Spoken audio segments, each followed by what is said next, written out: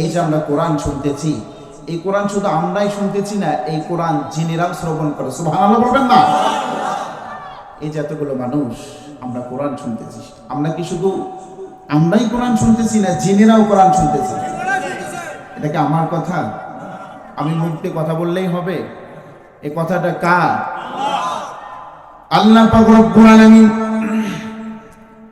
পবিত্র কোরআনুল কারীমের মধ্যে জিনদের ব্যাপারে একটা সূরা নাযিল করে জানিয়ে দিলেন, কুল উহিয়া ইলাইয়া আন্নাহু ইসতামা'a নাফারুম মিনাল জিন্নি ফাকালু ইন্না সামি'না কুরআনান আজাবা। জোরে বলুন আল্লাহু আকবার। আল্লাহ পাক রব্বুল আলামিন নবী করিম সাল্লাল্লাহু আলাইহি ওয়াসাল্লামকে বলতেছেন, নবী হে, আমি আপনাকে ওহী করে জানিয়ে দিলাম, এই পবিত্র কোরআনুল কারীম শুধু মানুষেরা শ্রবণ করে না, এই কোরআন শুধু ঈমানদারেরা শ্রবণ করে না, এই কোরআন কিছু কিছু জিন আছে যারা ঈমানদার। নবী হে, এই কোরআন সাধারণ কোনো কোরআন হতে পারে না, সাধারণ কোনো কিতাব হতে পারে না। এই কোরআন তেলাওয়াত শুনে জিনেরা পর্যন্ত ঈমান এনেছে। আল্লাহ পাক রব্বুল আলামিনের হাবিব কিন্তু এটা জানতেন না। আল্লাহ পাক রব্বুল আলামিন সূরাতুল জিনের আয়াতে কারিমা নাযিল করে জানিয়ে দিলেন, কুল উহিয়া ইলাইয়া আন্নাহু ইসতামা'a নাফারুম মিনাল জিন্নি ফাকালু ইন্না সামি'না কুরআনান আজাবা। কি আজীব কোরআন আমরা শুনলাম, কি আজীব কোরআন আমরা শুনলাম। জিনেরা একজন আরেকজনকে বলা বলি করতেছে, এই কোরআন তো দুনিয়ার কোনো তেলাওয়াত হতে পারে না, এই তেলাওয়াতটা আসমানের উপরেই তেলাওয়াত হয়। যে বলি সুবহানাল্লাহ। এই ঘটনা কখন ঘটলো? আল্লাহ রাসূল সাল্লাল্লাহু আলাইহি ওয়াসাল্লাম দ্বীন প্রচার করতেছেন। নবী করিম সাল্লাল্লাহু আলাইহি ওয়াসাল্লাম যখন মক্কা নগরীতে ইসলামের দাওয়াত দিচ্ছেন, দাওয়াত ইসলামের প্রচার এবং প্রসার করার জন্য আল্লাহ পাকের হাবিব দুনিয়াতে আগমন করেছেন। আল্লাহ পাক রব্বুল আলামিনের হাবিব দুনিয়াতে আগমন করার পরে আল্লাহ পাক রব্বুল আলামিন তার হাবিবকে যে দায়িত্ব দিয়েছেন, নবী হে, আপনাকে পৃথিবীর জমিনে বসে থাকার জন্য আমি আল্লাহ পাক রব্বুল আলামিন প্রেরণ করি নাই। আপনাকে দ্বীন প্রচার করতে হবে, আপনি বসে থাকলে হবে না। আপনার দাওয়াত, দ্বীনের তাবলীগ আপনাকে করতে হবে, আপনাকে দ্বীনের দাওয়াত দিতে হবে। প্রত্যেকটা মানুষের কর্মকুহরে এই দ্বীনের দাওয়াতগুলো পৌঁছে দিতে হবে। এই দ্বীনের দাওয়াত পৌঁছে দিতে গিয়ে আপনার উপরে হামলা হতে পারে, কাফের মুশরিকরা আপনার উপরে নির্যাতনের স্টিম রোলার চালাতে পারে। কিন্তু এই দ্বীন প্রচার এবং প্রসার করতে গিয়ে তাদের এই কামানের আঘাত, তাদের এই স্টিম রোলারের আঘাত আপনাকে সহ্য করতে হবে। তবে দ্বীন প্রচার থেকে বিন্দু পরিমাণ আপনাকে পিছপা হওয়া যাবে না। বলি আল্লাহু আকবার। নবী করিম সাল্লাল্লাহু আলাইহি ওয়াসাল্লাম মক্কা নগরীতে যখন দ্বীনের দাওয়াতগুলো দিচ্ছেন, কাফের মুশরিকরা আল্লাহর রাসূলকে সহ্য করতে পারতেছেন না। ওরা বিভিন্ন ভাষায় রাসূলুল্লাহকে গালিগালাজ করতেছেন। শুধু গালিগালাজ নয়, এমন কোনো বাক্য নাই যেটা আল্লাহ রাসূলের বিরুদ্ধে ব্যবহার করে নাই। কিন্তু এরপর আল্লাহ রাসূল কখনো দ্বীন প্রচার থেকে বিন্দু পরিমাণ বিচলিত হয়ে যায় নাই। আল্লাহ রাসূলের উপরে যখন জুলুম নির্যাতন বেড়ে গেল মক্কা নগরীতে দ্বীনের দাওয়াত দেওয়া অবস্থায়, আল্লাহ পাক রব্বুল আলামিন বলতেছেন, হাবিব, এই পৃথিবীর জমিনে মক্কা নগরীতে আর আপনার জন্য এই মক্কা নিরাপদ নয়। জোরে বলেন আল্লাহু আকবার। আল্লাহ রাসূল সাল্লাল্লাহু আলাইহি ওয়াসাল্লাম সিদ্ধান্ত গ্রহণ করলেন তায়েফে যাবেন। তায়েফে আল্লাহ রাসূল সাল্লাল্লাহু আলাইহি ওয়াসাল্লাম হিজরত করবেন। বিশ্ব নবীর সঙ্গী হচ্ছেন তার পালক পুত্র হযরত যায়েদ। হযরত যায়েদকে সঙ্গে নিয়ে রাসূলুল্লাহ যখন তায়েফে আগমন করলেন, নানার দেশ, কার দেশ? আল্লাহ রাসূলের নানার দেশ। এই চিন্তা করে তায়েফের জমিনে আল্লাহ রাসূল যখন দ্বীনের দাওয়াতগুলো দেওয়ার জন্য গেলেন, আল্লাহ রাসূল মনে করেছিলেন যে তায়েফ হচ্ছে তার নানার দেশ। তায়েফের মানুষেরা খুব সাদরে আল্লাহ রাসূলকে গ্রহণ করবে, তার জবান থেকে কোরআনুল কারীমের কথা শোনার পরে ওরা গ্রহণ করবে। কিন্তু ওরা আল্লাহ রাসূল সাল্লাল্লাহু আলাইহি ওয়াসাল্লামের পবিত্র জবান মোবারক থেকে কোরআনের কথাগুলো শোনার পরে ওরা কখনো আল্লাহ রাসূলের কথাগুলো মানেন নাই, আল্লাহ রাসূলের উপরে ঈমান আনেন নাই, আল্লাহর উপরে ঈমান আনেন নাই, বরং আল্লাহর উপরে ওরা আল্লাহ রাসূলের উপরে ওরা নির্যাতন শুরু করে দিল। ওরা নির্যাতন শুরু করে দিয়ে ক্ষান্ত হন নাই।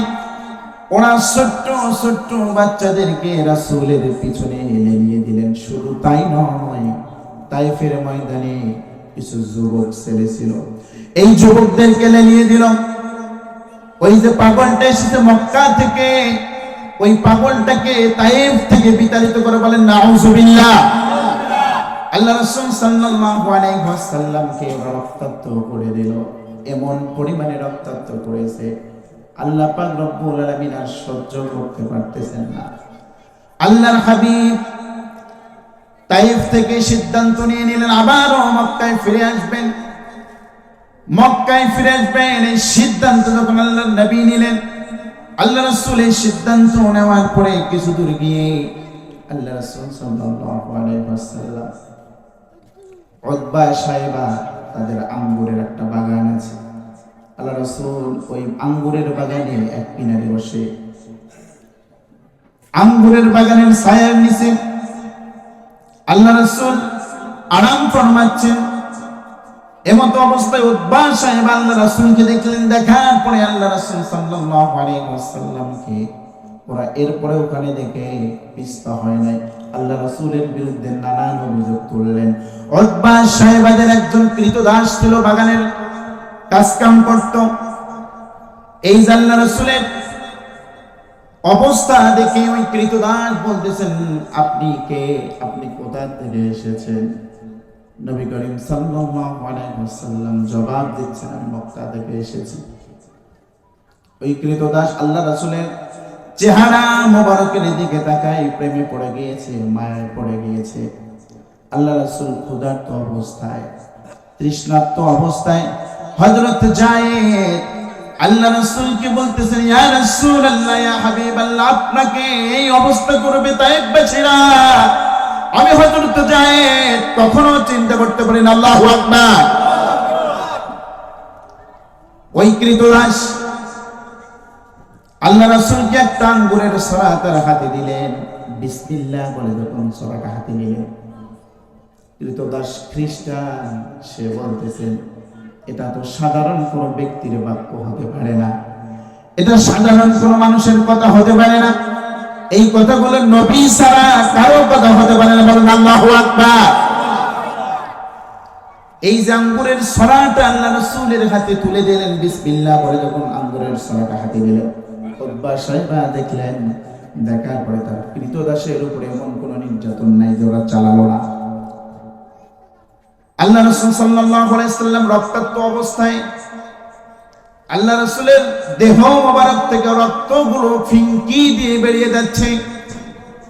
আল্লাহ রাসূলের পা মোবারক পর্যন্ত রক্তে জর্জরিত হয়েছে, কিন্তু জমিনের মধ্যে একটা ফোঁটা রক্ত পড়তে দেয় নাই। সুবহানাল্লাহ। আল্লাহ রাসূল তার দেহের যে রক্তগুলো রয়েছে, এই রক্তগুলো হাতের সঙ্গে নিয়ে দেহের মধ্যে আবার মিশাচ্ছেন। হযরত যায়েদ দেখে দেখে কান্না করতেছেন। হযরত যায়েদ বলতেছেন, ইয়া রাসূলুল্লাহ, ইয়া হাবিবাল্লাহ, তাইফের মানুষেরা আপনাকে এমন ভাবে রক্তাক্ত করেছে, তাইফের মানুষেরা আপনাকে এমন ভাবে রক্তাক্ত করেছে, আপনার উপরে এত জুলুম করেছে, এত পরিমাণ নির্যাতন আপনার উপরে ওরা করেছে। এই নির্যাতন আল্লাহ আসমানের নিচে জমিনের উপরে কাউকে করা হয় নাই। মনে হয় আল্লাহর আসমানটা পর্যন্ত আপনার এই রক্তাক্ত দেখে ভার হয়েছে। আল্লাহু আকবার। শুধু তাই না, আল্লাহ রাসূল যখন রক্তগুলো তার দেহের মধ্যে মিশাচ্ছেন, হযরত যায়েদ বলতেছেন, ইয়া রাসূলুল্লাহ, ইয়া হাবিবাল্লাহ, মানুষের শরীরের রক্ত কখনো তো দেহের মধ্যে মিশানো যায় না, আপনি কেন মিশাচ্ছেন?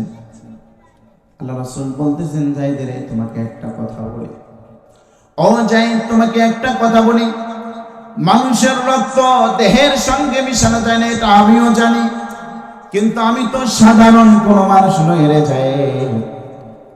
আমার রক্ত তো সাধারণ কোনো মানুষের রক্ত না।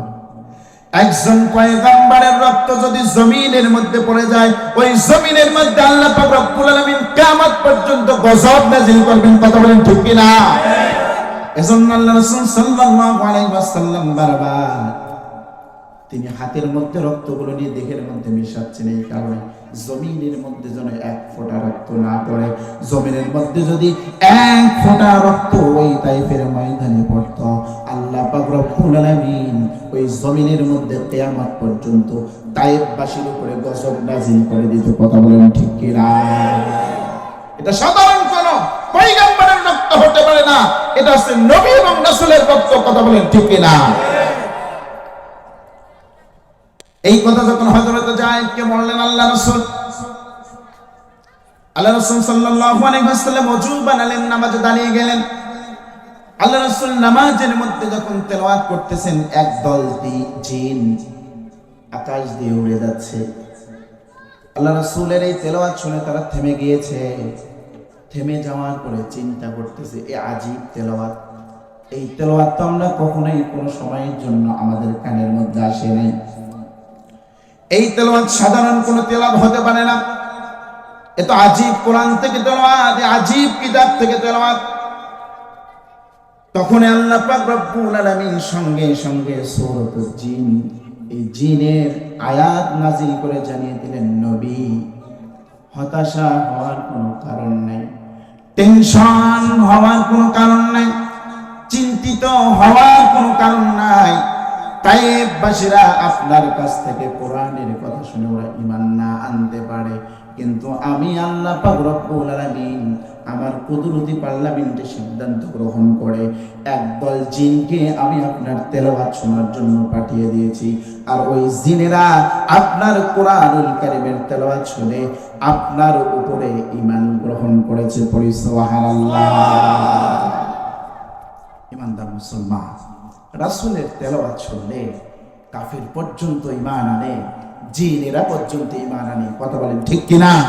এজন্য বলতেছি যে কোরআন থেকে কথা হচ্ছে, এই জান্নাতের বাগানে শুধু আমরা কোরআন শুনছি না, জিনেরাও কোরআন শুনছে। সুবহানাল্লাহ বলবেন না? কোরআন শোনার কিছু আদব আছে। ঈমানদারেরা কোরআন শুনবে কিভাবে? আল্লাহ পাক রব্বুল আলামিন এই ব্যাপারে আয়াতে কারিমা নাযিল করে জানিয়ে দিয়েছেন, ওয়া ইযা কুরিয়াল কুরআনু ফাসতামিউ লাহু ওয়া আনসিতু লাআল্লাকুম তুরহামুন। জোরে বলুন আল্লাহু আকবার। ওয়া ইযা কুরিয়াল কুরআন, যখন কোরআন থেকে কথা হয়, যখন কোরআনুল কারীম থেকে তাফসীর হয়, ওয়াজ হয়, ফাসতামিউ, নিঃসন্দেহে যারা কোরআনুল কারীমের শ্রোতা হবেন আপনাদেরকে হৃদয় দিয়ে শুনতে হবে, অন্তরের কান লাগিয়ে লাগিয়ে যারা পবিত্র কোরআনুল কারীম শুনবে, ফাসতামিউ লাহু ওয়া আনসিতু লাআল্লাকুম তুরহামুন। আল্লাহ পাক রব্বুল আলামিন বলতেছেন, যেখানে কোরআন থেকে তেলাওয়াত হয়, কোরআন থেকে তাফসীর হয়, কোরআন থেকে কথা হয়, আমার আল্লাহ পাক রব্বুল আলামিনের ঈমানদার বান্দারা যখন এই কোরআনের শ্রোতা হয়ে যায়, তারা যখন দিল দিয়ে পবিত্র কোরআনুল কারীমের কথাগুলো অনুধাবন করবে, শ্রবণ করবে, আল্লাহ পাক রব্বুল আলামিন বলতেছেন ওই বান্দার উপরে অটোমেটিকলি আল্লাহ পাক রব্বুল আলামিনের রহমত নাযিল করে দেন। পড়ি সুবহানাল্লাহ। তার মানে এই আয়াতের শিক্ষা হচ্ছে, আমরা যারা কোরআনের বাগানে এসেছি, আমাদের উপরে আল্লাহ পাক রব্বুল আলামিন কি নাযিল করতেছেন? রহমত নাযিল করতেছেন না? আল্লাহ আমাদের উপরে কি নাযিল করতেছেন? রহমত নাযিল করতেছেন।